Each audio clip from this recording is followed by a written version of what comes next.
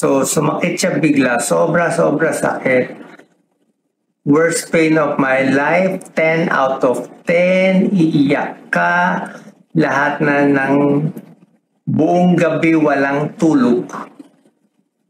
Mula pag upo sa lazy boy sa gabi hanggang sumikat ang araw, walang tulog. Nakaupo. Dasal ng dasal.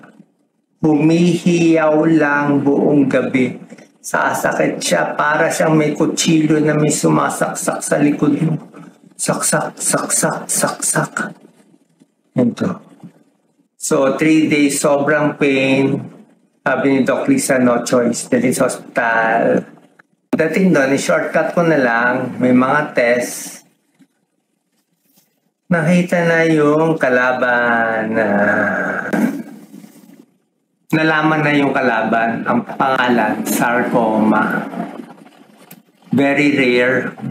Marami tayong sarcoma sa atin.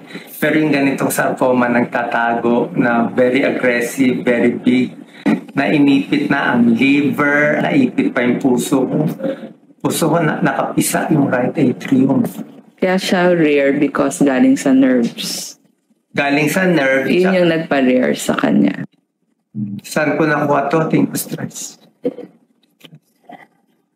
Kaya kayo, huwag kayong magbabasa ng comments sa Facebook.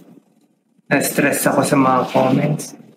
Na-stress ako sa mga bashers.